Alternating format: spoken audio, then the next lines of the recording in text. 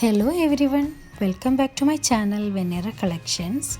Today we are going to make a goddess bracelet. So for this project we need beading wire which I measured around my wrist. Approximately I'm taking the measurement. You can everybody has different wrist size, so you can measure it like that, and always don't forget to keep some extra length for clasping.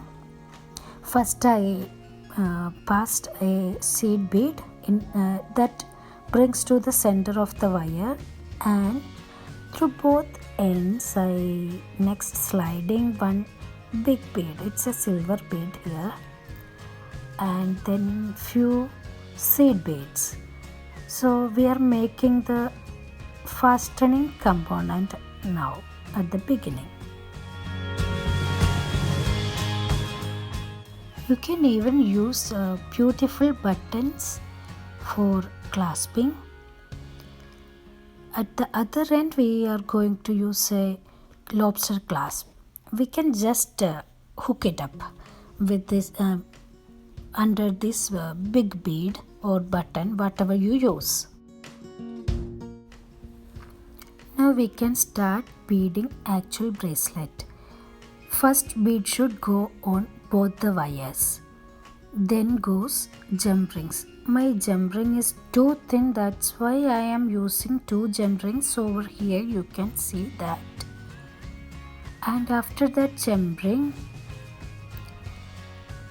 I gonna add one bead on one side, then jump rings, then one bead on other sided wire.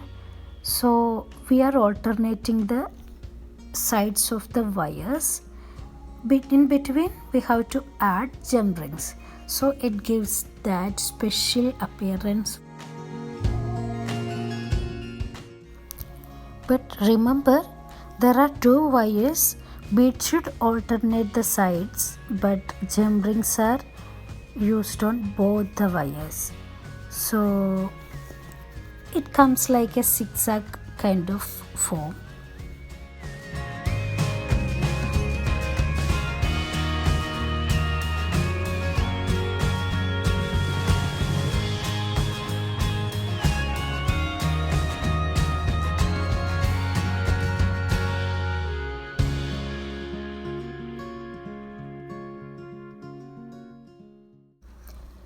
Keep adding beads and jump rings until you reach desired length of bracelet. These green beads I bought from Hobbycraft Reading, UK in 2014. Now only I am using all of this. Also the jump rings I bought from Amazon UK.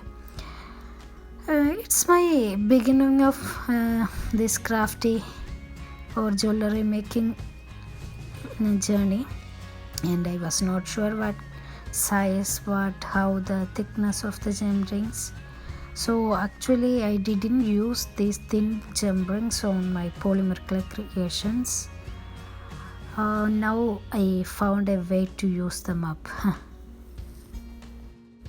If we misplace the beads, this is how it will look.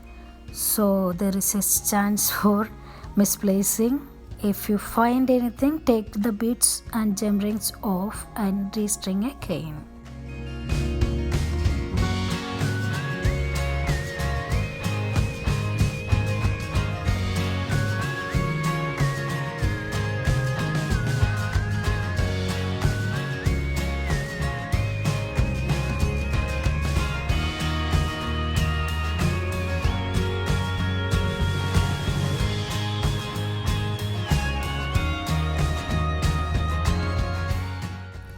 I think I have almost reached my desired length of bracelets. Let's check. Yep, it's enough for me. Now I can add a clasp to other end of the wire. At the end we have to add one more green bead. You can use any color bead here. I am using green bead, so it's easier for you to understand. One more green bead on both the wires, and after that we need to add 1 or 2 crimp beads, and then goes the clasp.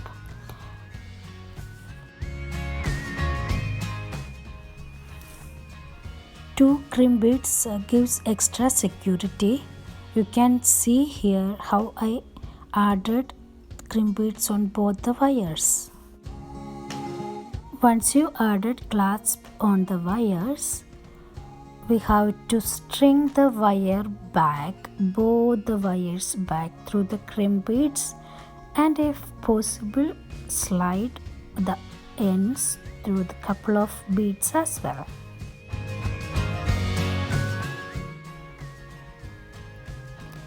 Pull the wires back.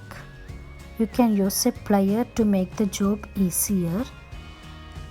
That beads should not be loose on the wire, and neither it should be too tight. So when you pull, keep that in mind. It should be tight enough, not too loose. Now finally press the crimp tightly to secure the beads on wire. I don't use any crimp pliers. I am using just flat nose plier. We don't have to invest in every tool at the beginning, but when you make a lot of them and selling a lot of them, you maybe have to invest in all of them. Here, instead of wire cutters, I am using nail cutter. It is much easier to cut the beading wire very close to beads. It hides inside actually the ends. You see how beautiful our bracelet is. I hope all of my dear friends will make one of this. Please let me know how it turned. You can hashtag me on Instagram, Pinterest or Facebook.